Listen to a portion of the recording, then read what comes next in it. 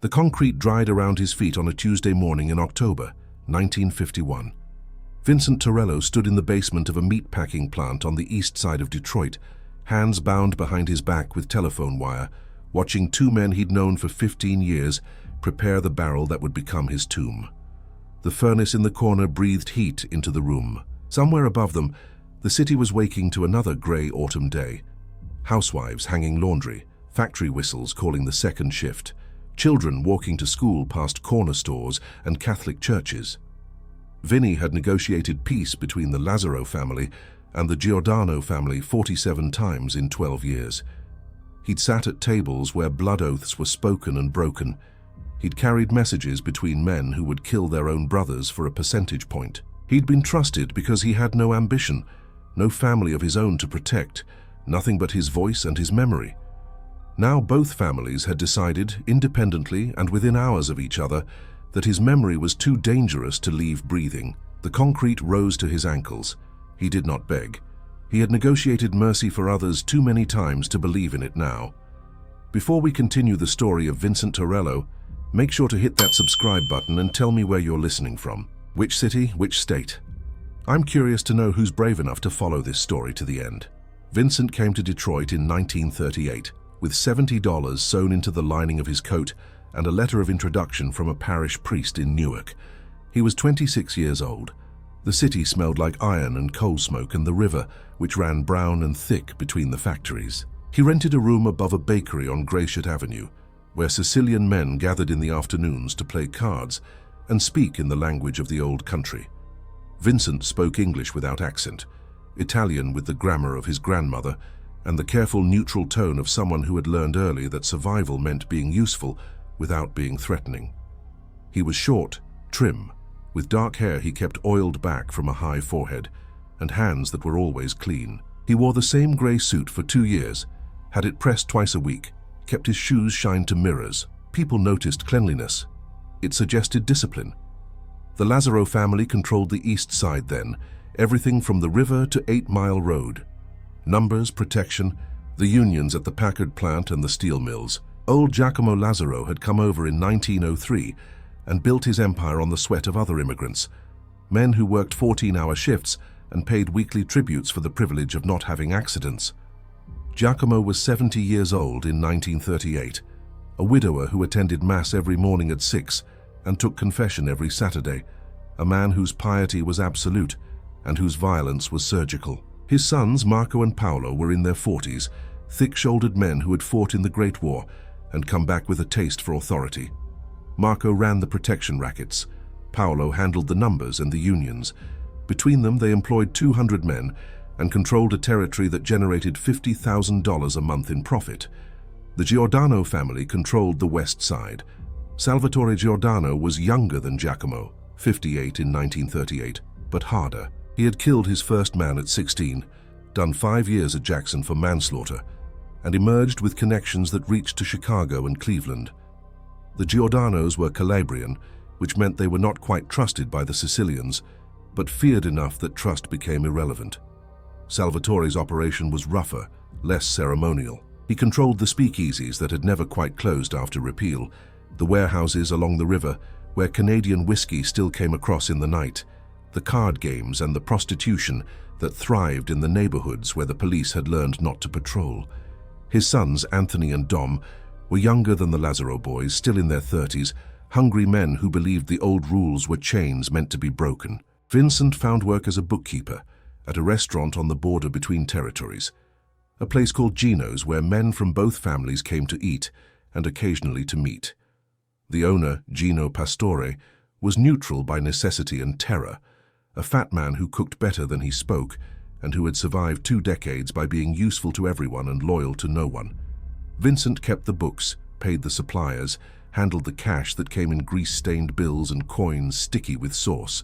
He said little. He remembered everything. Within 6 months, men at both tables knew his name. The first time he carried a message was in April of 1939. A misunderstanding over a card game had left one of Salvatore's men with a broken jaw and one of Marco's men in the hospital with his stomach pumped. The police were asking questions. Both families wanted the matter smoothed without escalation. Gino, in his desperation, suggested Vincent. He was nobody. Nobody meant he could go anywhere. Vincent took the message from Marco to Salvatore. He did not embellish, he did not interpret. He repeated the words exactly as spoken and waited. Salvatore studied him for 5 minutes in silence, then nodded. The next day, both families paid the hospital bills and the matter disappeared. Vincent received $50 and a reputation. Over the next 3 years, he carried messages 17 times. Each time, he was paid. Each time, his reputation for accuracy and discretion grew. He did not socialize. He did not drink in their bars or gamble in their games or sleep with their women. He lived in his room above the bakery, attended Mass on Sundays at a different church each week, read newspapers in English and Italian, and saved his money in a coffee can under the floorboards. Men liked him because he had no angle. Women did not notice him. Children sensed his loneliness and kept their distance. He was 30 years old and felt 60, carrying the weight of other men's secrets like stones in his chest. The war changed everything. Pearl Harbor came on a Sunday, and by Monday morning, the recruiting offices had lines around the block. Marco's son enlisted. Paolo's boy was drafted. Anthony Giordano tried to volunteer and was rejected for a heart murmur that probably saved his life. Dom went to Europe with the infantry and came back in 1945 with a Silver Star and a morphine habit he would never shake. The city transformed. The factories ran 3 shifts building tanks and planes. Women worked the assembly lines. Rationing created black markets. Meat, sugar, gasoline, rubber, all flowing through channels controlled by men who saw wartime as opportunity. The Lazzaro family and the Giordano family made more money between 1942 and 1945 than in the previous 20 years combined, and Vincent carried the messages that made it possible. He negotiated the split on stolen ration stamps. He arranged the meetings where truckloads of butter and cigarettes changed hands in the night. He carried envelopes thick with cash and thin with threats. He sat in the back rooms of warehouses and restaurants and funeral homes, listening to men argue about percentages and territories, while the city outside mourned its dead and built weapons for strangers. He never took a bribe. He never leaked a secret. He became indispensable. By 1946, when the soldiers came home and the factories began to close and the city started its long, slow collapse, Vincent Torello was the only man both families trusted to carry their words. The first sign of trouble came in the spring of 1948. Giacomo Lazzaro died in his sleep at 79, rosary beads tangled in his fingers, a photograph of his dead wife on the nightstand. The funeral filled the church on Mack Avenue. Marco and Paolo stood at the grave and wept, then went home and began the war of succession Vincent had known was coming. Marco believed he should lead. He was the eldest. He had his father's discipline and his father's piety. Paolo disagreed. He controlled the money. He had connections Marco lacked. For 6 months they circled each other like dogs, and Vincent carried messages between them, trying to negotiate a peace between brothers who were already dead to each other. The Giordano family watched and waited. Salvatore was 68 now, his hair white, his hands spotted with age, but his mind sharp as the knife he still carried in his coat. He saw opportunity in the Lazzaro family's weakness. Anthony wanted to move immediately, to take territory while the brothers were distracted. Dom, still shaking from the war and the morphine, advocated patience. Salvatore listened to both and made his own plans. He sent word through Vincent that he would respect the Lazzaro mourning period, that he had no interest in expanding during a time of grief. Vincent carried the message knowing it was a lie. Salvatore had not built his empire on respect. He had built it on fear and timing. The division came in November. Marco took the protection rackets and the unions. Paolo took the numbers and the smuggling operations. They split their father's soldiers down the middle, each man forced to choose. Some chose loyalty, some chose money. 3 men who could not choose disappeared, their bodies found weeks later in different locations, each with a single bullet behind the ear. The city understood. The split was permanent. There would be no reconciliation. And Vincent suddenly found himself negotiating not between 2 families, but between 3 powers. Because Marco's faction and Paolo's faction were now separate entities, bound only by blood that grew thinner by the day. The Giordanos tested the division immediately. A warehouse on the border between Marco's territory and Paolo's territory burned in December. Insurance paid out to a company that funneled money to Salvatore. When Marco's men investigated, they found evidence suggesting Paolo's involvement. When Paolo's men investigated, they found evidence suggesting Marco's.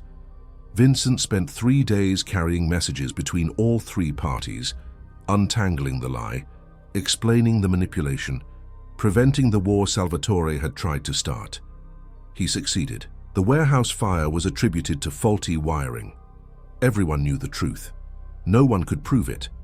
But the balance had shifted. Vincent realized with a cold certainty that kept him awake that night that he now held pieces of a puzzle none of the players could see completely. He alone understood how all three operations connected. He alone knew where the money flowed and where the bodies were buried and which police captain took payments from whom. He had become the map, and maps could be stolen. Christmas 1948 was cold enough to freeze the river. Vincent spent the holiday alone in his room, listening to the family downstairs sing carols in Italian while he ate bread and cheese and drank wine that tasted like vinegar. He was 36 years old. He had saved $11,000. He owned 3 suits, 2 pairs of shoes, a typewriter he never used, and a pistol he had never fired. He had no friends. He attended confession monthly and lied each time, because the truth of what he knew would have required hours and implicated priests. He had not touched a woman in 8 years. He dreamed sometimes of leaving, of taking his money and disappearing to California or Mexico, someplace warm where no one knew his name. But he understood that men like him did not retire. They either died in service or became problems. And problems were solved with telephone wire and concrete. The new year brought new tensions. Marco decided to move into gambling, opening a casino in the basement of a hotel he controlled near the river. It was a direct challenge to Paolo, who had always controlled games of chance.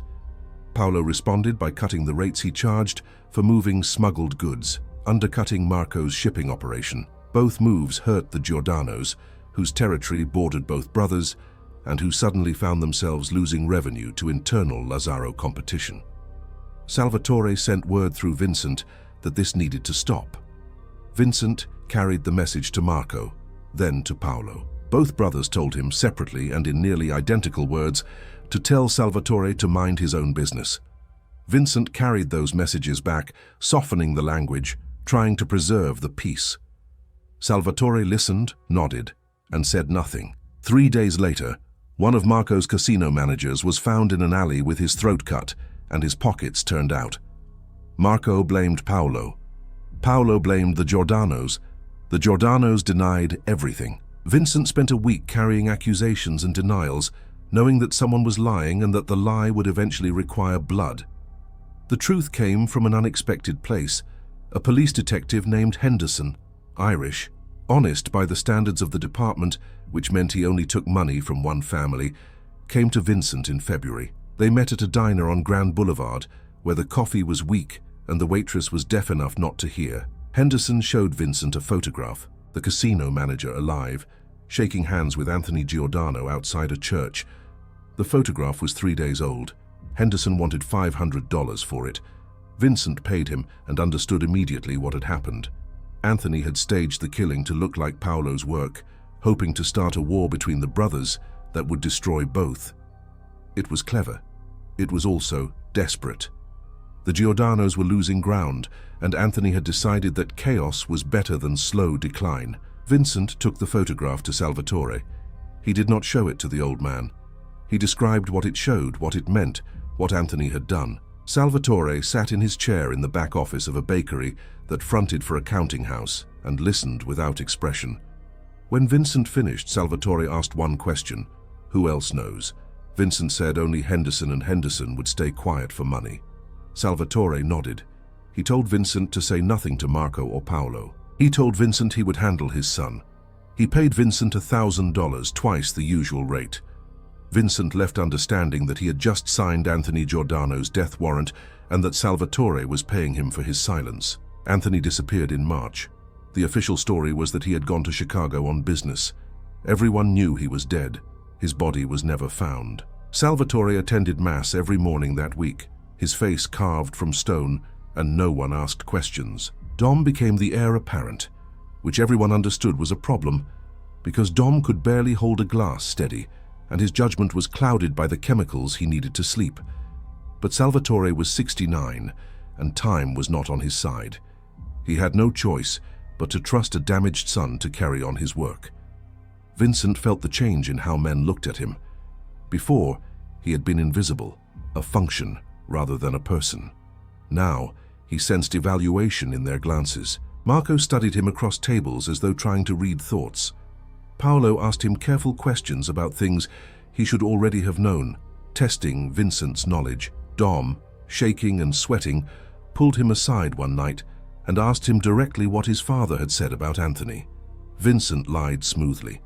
He said Salvatore had been grief-stricken, had said nothing about the circumstances, had only wept for his lost son. Dom watched him with eyes that were too bright and too focused, and Vincent knew the lie had not been believed. He had crossed a line. He had chosen a side by keeping Salvatore's secret, and in a world where neutrality was his only currency, choosing a side meant death. He began to take precautions. He moved his money from the coffee can to a safety deposit box at a bank downtown. He bought a train ticket to Cleveland, dated for April 15th, left it in his room where anyone searching would find it. He wrote a letter to a cousin in Newark he had not spoken to in 12 years, sealed it, addressed it, left it on his dresser. He wanted to create the impression of a man planning to leave, hoping that would make him seem less dangerous. If they thought he was already going, maybe they would let him go. He knew this was a fantasy. He had carried too many messages about men who tried to leave. They all ended the same way. The spring of 1949 was unusually warm. Flowers bloomed early. The river thawed, and the smell of it, thick and chemical, drifted through the streets. Vincent negotiated the usual disputes, a load of cigarettes that went missing between warehouses, a police raid that had been paid to avoid but happened anyway, a union vote that went the wrong way and needed to be corrected. He did his work with his usual precision, but he felt the weight of attention on him constantly now. Men who had never questioned him began to question him. Where had he been the previous Tuesday? Who had he spoken to? What exactly had been said? He answered honestly, kept his voice neutral, and felt the trap closing. The meeting was called for June 3rd. Marco wanted to discuss a territorial adjustment. Paolo wanted to discuss shipping rates. Salvatore wanted to discuss the police, who were under new management and required new arrangements. All three parties agreed to meet at a restaurant on Woodward Avenue, neutral ground, a place called Delmonico's, where the owner had been paying all three families for the privilege of staying open. Vincent was told to be there at 8 in the evening. He was told to bring his records, the small notebook where he kept the details of agreements and payments, the document that represented 12 years of accumulated secrets. He understood what this meant. They wanted to compare what he knew against what they knew. They wanted to find the discrepancies. They wanted to know if he had been lying. He spent the day walking. He went to churches he had never entered and sat in pews that smelled of incense and guilt. He went to the river and watched the water move, brown and patient, carrying the city's filth toward the lake. He went to the library and sat among students and old men, surrounded by books he would never read, feeling the weight of knowledge that was useless outside this city, this moment, this trap he had built for himself by being useful. He thought about the train ticket to Cleveland. He thought about the $11,000 in the bank. He thought about walking away, just not showing up, just disappearing into the afternoon. But he knew they would find him. Men like him did not disappear. They were disappeared. He arrived at Delmonico's at 7:45. The restaurant was closed, chairs stacked on tables, the smell of bleach and garlic in the air. The owner, a nervous man named Sal, who was no relation to Salvatore but shared his fear of him, let Vincent in through the back. Marco and Paolo were already there, sitting at a table near the kitchen, both dressed in dark suits, both watching the door. Salvatore arrived at 8 exactly, Dom beside him, the old man moving slowly, the son moving too quickly. They sat without greeting. Vincent stood. No one told him to sit. Marco spoke first. There were questions about a payment from 2 months ago, a load of goods that had moved from Paolo's territory to Marco's territory with a split that Paolo contested. The numbers did not match.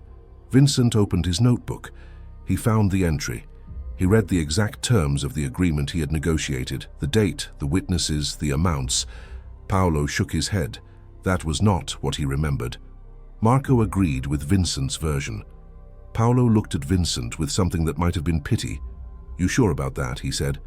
Vincent said yes. Paolo said nothing else. Salvatore asked about a police captain, Kowalski, who had been on the Giordano payroll for 5 years. Kowalski had been transferred to a district that covered Marco's territory. Marco had assumed the payments would continue. Salvatore had assumed Marco would make his own arrangements. Now Kowalski was taking from both families and threatening to arrest everyone if the confusion continued. What had Vincent told Kowalski? Vincent said he had told him nothing. He did not speak to the police unless explicitly instructed. Salvatore studied him. "You never spoke to Kowalski." Vincent said never. Dom laughed, a sound without humor. He said that was interesting because Kowalski said different. He said Vincent had come to him in April with a message from Salvatore. Vincent felt his throat go dry. He said that was not true. He had never carried a message to Kowalski, never spoken to him, never seen him except at a distance. Dom smiled. He looked at his father. "See," he said, "he is lying." The silence that followed was the sound of a door closing. Vincent understood that Kowalski had been a test. Someone, probably Dom, had paid Kowalski to claim Vincent had approached him. It did not matter that it was a lie. It mattered that now all three parties believed Vincent had been operating independently, carrying messages they had not authorized, building his own relationships, gathering his own power. In their world, that was betrayal. That was death. Marco asked the question Vincent had been dreading. "How much do you know?" Vincent said he only knew what they told him. Marco shook his head. "You know everything. You know where the money is. You know who pays who. You know which cops, which judges, which politicians. You know the routes, the suppliers, the soldiers. You are the only person who knows all of it." Paolo nodded. "That is a problem." Salvatore said nothing. Dom's hands shook as he lit a cigarette. Vincent looked at the door. Sal, the owner, had disappeared. They were alone. Vincent told them the truth, which was his only option and no option at all. He said he had been loyal. He had carried their messages and kept their secrets. He had never stolen, never lied, never betrayed any of them. He had simply done his work. If that work had made him valuable, it was because they had made him valuable. They had given him the knowledge. They had trusted him with it. He was only the vessel. He was only the voice. Marco told him to shut up. Paolo told him they knew. Salvatore finally spoke. He said the problem was not what Vincent had done. The problem was what he could do. Vincent asked what that meant. Salvatore explained slowly, as if to a child. "You could go to the police, you could testify, you could destroy all of us. We have survived by keeping our business separate, our operations compartmentalized. But you are the connection, you are the evidence. As long as you breathe, we are all vulnerable." Vincent said he would never talk. He had no reason to talk. He had been paid well. He had no grievances. He would simply continue as before. Marco laughed. Paolo shook his head. Dom tapped ash on the floor. Salvatore stood. He said it was not about what Vincent would do. It was about what he could do. The possibility was the problem. The knowledge was the weapon. And they could not allow the weapon to exist. Vincent asked if they were going to kill him. No one answered. Salvatore walked to the door, Dom following. Marco and Paolo stood. Vincent remained at the table, his notebook open, the pages filled with the secrets that had bought his death. He thought about asking for mercy. He thought about offering money. He thought about running. He did none of these things. He sat and waited for what was coming because there was no alternative, and because, in some part of himself he had not known existed, he was tired of carrying their weight.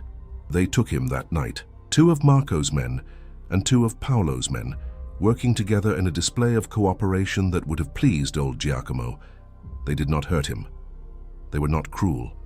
They simply walked him out to a car, drove him across the city to the meatpacking plant on the east side, and brought him down to the basement where the concrete was already mixed. Dom was there, smoking, his hands steadier than they had been at the restaurant. He told Vincent it was nothing personal. Business. Vincent said he understood. Dom said he was sorry. Vincent said nothing to that. Sorry did not matter. Sorry did not change anything. Sorry was just a word men used when they needed to feel human while doing inhuman things. They bound his hands with telephone wire, the kind that was strong enough to cut skin if he struggled. They put him in the barrel, a steel drum that had once held machine oil, still smelling of petroleum and rust. They positioned it near the furnace where the concrete would dry faster in the heat. One of Paolo's men, a young soldier named Gianni who had known Vincent for years, mixed the concrete in a wheelbarrow, his face blank, his movements mechanical. One of Marco's men, older, a veteran of their father's wars, smoked and watched and said nothing. Dom stood by the door, his eyes distant, already forgetting this moment, already moving on to the next problem. They were efficient. They had done this before. Vincent watched them work and thought about his mother, dead 20 years, who had wanted him to be a priest. He thought about his room above the bakery, the coffee can gone, the train ticket unused, the letter unsent. He thought about the $11,000 in the safety deposit box that would sit unclaimed until the bank seized it for unpaid fees. He thought about all the messages he had carried, all the secrets he had kept, all the violence he had enabled by being the voice between violent men. He thought about the fact that he had no one to mourn him, no one who would ask questions, no one who would mark his passing except in the careful silence of men who had made him disappear. The concrete reached his knees. It was cold and thick, heavier than water, pulling at his legs. The weight of it was absolute. He could feel it beginning to set, a slow hardening that would lock him in place long before it reached his chest. Gianni looked at him once, just a glance, and Vincent saw something in the young man's face that might have been regret, but Gianni kept pouring. The older man checked his watch. Dom smoked another cigarette. The furnace breathed, and the concrete rose, and Vincent felt the cold certainty of his ending settle over him like a shroud. He spoke once. He asked if they would tell Salvatore it was done. Dom nodded. He asked if they would make sure the families understood he had never talked, had never planned to talk, had died loyal. Dom said they would tell them. Vincent nodded. That was all. He had no last words, no confession, no plea. He had spent 12 years carrying other men's words. He had none of his own left. The concrete reached his waist. His legs were numb. The room was hot. He closed his eyes and thought about the river, brown and patient, carrying everything away. They left him there for 3 days. The concrete set in 24 hours, but they wanted to be sure. The furnace kept the room warm, and the body did not decay the way it would have in cooler air. When they returned, Marco's men and Paolo's men together again, they sealed the barrel with a steel lid and welded it shut. They loaded it onto a truck in the middle of the night and drove it to a construction site on the west side, where Salvatore's company was building an addition to a factory. They buried the barrel 15 feet down, beneath the foundation, beneath tons of concrete and steel. When they were done, they went to their separate homes and said nothing to their wives and drank until they could sleep. In the morning, Vincent Torello was simply gone. The first person to notice was the baker's wife, when Vincent did not come down for breakfast. She knocked on his door. No answer. She tried the knob. Locked. She called her husband. He broke the lock and found the room empty, the bed made, the suits hanging in the closet, the typewriter on the desk, the train ticket on the dresser, the letter still sealed, the money gone from the coffee can, but the can itself still there. They called the police. The police, who knew who Vincent was and what he did, wrote a report and filed it and forgot about it. Missing persons cases involving men who worked for the families were not investigated. They were simply noted and forgotten. The bakery rented the room to a new tenant within a month, an old woman, a widow who kept to herself and never asked questions about the previous occupant. She found a photograph under the bed, a picture of a young Vincent standing with his mother outside a church in Newark, both of them squinting in the sun, both of them smiling. She kept it for a while, then threw it away when she cleaned. There was no one to give it to, no one who would care. The families adjusted quickly. They had known Vincent's disappearance was coming. They had, in fact, arranged it. But they each believed they had arranged it independently, a coordination that had happened through careful signals and mutual understanding rather than explicit communication. Marco believed his men had handled it. Paolo believed his men had handled it. Salvatore knew the truth but said nothing.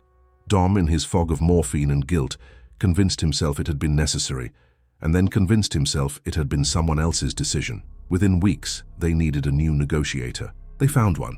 An accountant named Russo, who was younger and more nervous, and who never quite earned the trust Vincent had held. The messages became less frequent, the misunderstandings more common. By 1950, the families were barely speaking. The war that Vincent had spent 12 years preventing began in August of 1951. A shipment of heroin coming up from Mexico through Texas was hijacked on the border between Marco's territory and Paolo's territory. Each brother blamed the other. The Giordanos saw opportunity and moved into the disputed zone, claiming it as their own. Shots were fired outside a bar on Cheney Street. 2 men died. Both families sent soldiers.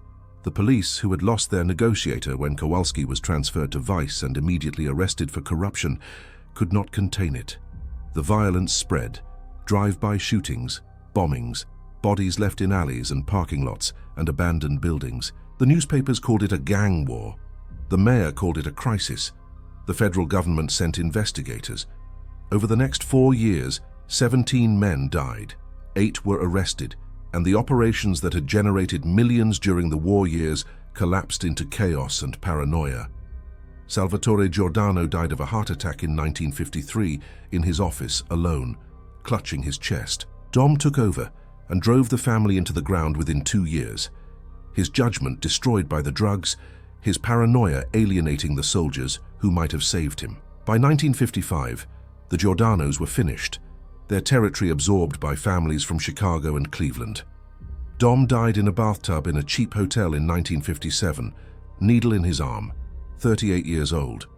Marco and Paolo destroyed each other in a final confrontation in 1954. A meeting meant to negotiate peace in a warehouse near the river. Both brothers brought soldiers. Someone, no one ever determined who, fired first. When the shooting stopped, Marco was dead, Paolo was dying, and 6 other men lay bleeding on the concrete floor. The survivors scattered. The police arrested everyone they could find. The trials lasted 2 years. The newspapers wrote about the end of the Lazaro Empire, the fall of the old families, the cleaning of the city. But the city was not clean. It was simply wounded. New families would come, new territories would be divided, new negotiators would carry new messages between new violent men, but none of them would be Vincent Torello. None of them would have his memory, his discipline, his capacity for silence.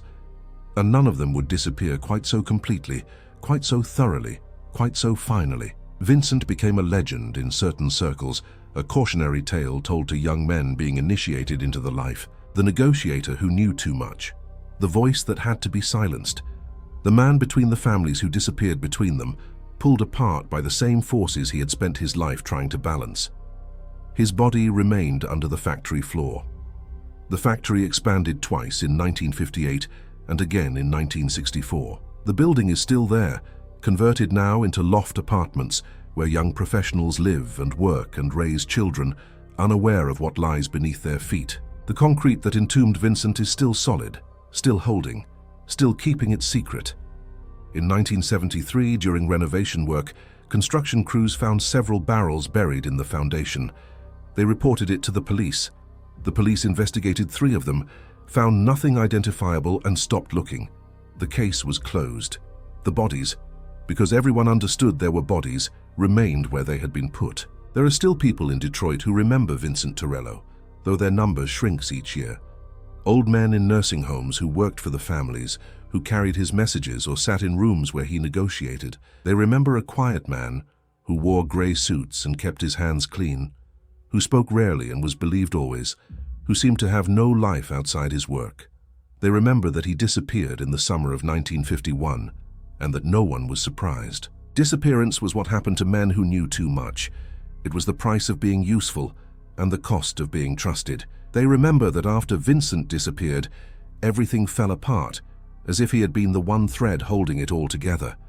Some of them tell stories that Vincent had seen it coming and hidden money somewhere, a fortune that was never found, that he had kept records, detailed accounts of every transaction and every crime, buried somewhere safe, waiting to be discovered, that he had fled to South America or Canada or Mexico, that he was still alive somewhere, living under a new name, finally free of the weight he had carried. These stories are comfort. They suggest escape is possible, that knowledge is power, that the careful man can outwit the violent men who employ him. But the old men who tell these stories do not believe them. They have lived too long in this world. They know how it works. They know there is no escape, no hidden fortune, no records waiting to vindicate the dead. There is only silence and concrete, and the patient work of forgetting. Vincent's room above the bakery has been rented to hundreds of tenants over the decades. The bakery itself closed in 1978, became a convenience store, then a cell phone shop, then sat empty for a decade. The building was torn down in 2004. The lot is a parking lot now. Cracked asphalt and weeds, a place where nothing grows. No one remembers that Vincent Torello once lived there. No one remembers his name. He has become what he always was, a voice without a body, a memory without a marker, a negotiator between families who needed him dead more than they needed him alive. On Tuesday mornings in October, when the air turns cold and the city smells like rain and rust, there are moments when the past feels close, pressing against the present like a hand on glass. The factory where Vincent died has a new restaurant on the ground floor, an upscale place where young couples drink craft cocktails and eat small plates of food that cost more than Vincent made in a week. They sit above the foundation, above the concrete, above the barrel, and they laugh and take photographs and make plans for futures they believe they control. None of them know what lies beneath them. None of them would care if they did. The dead are only the dead. The past is only the past. Detroit has always been a city that builds on top of its ruins, that pours concrete over its sins and calls it progress. But memory persists in strange ways. In the stories old men tell in nursing homes, and the legends young men hear when they are inducted into the life. In the silence that falls when someone asks the wrong question or knows too much. In the careful way, certain families still negotiate, still using neutral parties, still understanding that the man in the middle is both essential and expendable. Vincent Torello created a model for survival that survived him by decades. Be useful, be neutral, be quiet. Remember everything. Trust no one. And know that eventually usefulness becomes danger, neutrality becomes suspicion, and memory becomes a weapon that will be turned against you. The last person who knew Vincent personally died in 2009. A baker's daughter who had been a child when Vincent lived upstairs, who remembered him as a sad, quiet man who smelled like cigarettes and always said good morning in Italian. She was 92. She died in her sleep. With her went the last living memory of Vincent as a human being rather than a story. Now he exists only in fragments, a name in police files that no one reads, a notation in ledgers that were burned or buried decades ago, a photograph at the bottom of a landfill, two people squinting in the sun outside a church that no longer exists, a barrel under a restaurant floor, concrete and steel and bones, waiting to be discovered or waiting forever. It makes no difference. Vincent negotiated 47 agreements between the Lazzaro family and the Giordano family over 12 years. Every one of those agreements failed eventually. Every one of those families fell. Every one of those men died or went to prison or disappeared into the same silence that claimed Vincent. He had tried to hold together something that was always coming apart, to build peace between men who were incapable of peace, to use words to contain violence that could only ever be delayed, never prevented. His work was always temporary. His failure was always inevitable.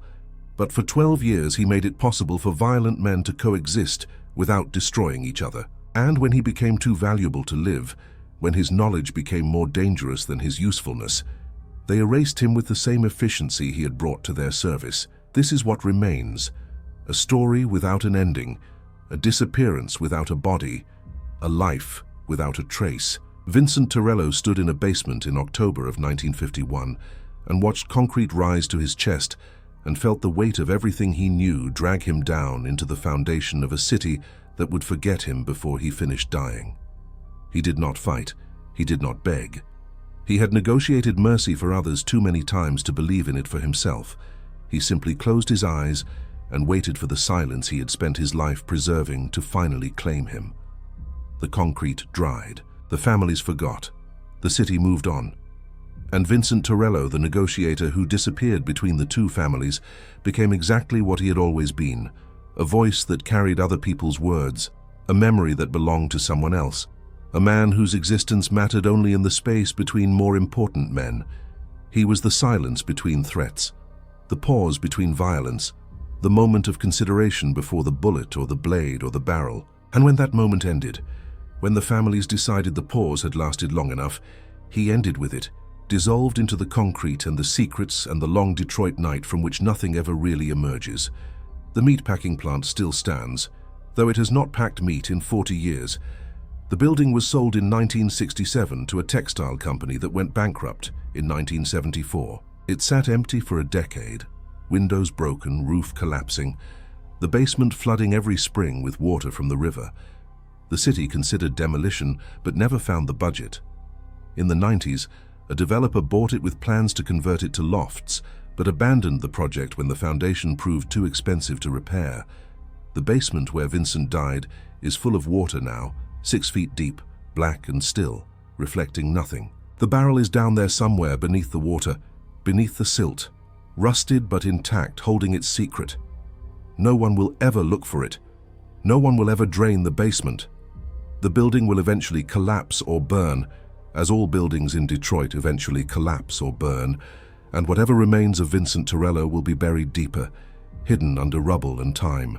But for now, on certain Tuesday mornings in October, when the air is cold and the city smells like rain and rust, and the river runs brown with the weight of history, there is a moment, just a moment, when the past feels present, when the silence feels like speaking, when the basement in the meatpacking plant seems to hold more than water. And if you stood there, which no one does, and listened, which no one could, you might hear something beneath the drip of water and the creak of settling concrete. Not a voice. Vincent had no voice of his own, just an echo, the sound of messages being carried between men who are all dead now, negotiations that failed, peace that was only ever postponement, and the steady, patient work of concrete drying around a man who knew too much and lived too long, and made the mistake of believing that being useful would keep him safe. It did not keep him safe. Nothing keeps anyone safe. Not loyalty, not silence, not the careful neutrality of the man in the middle. The families took what they needed from Vincent Torello, and when his usefulness became a liability, they erased him with the same cold efficiency he had brought to their service.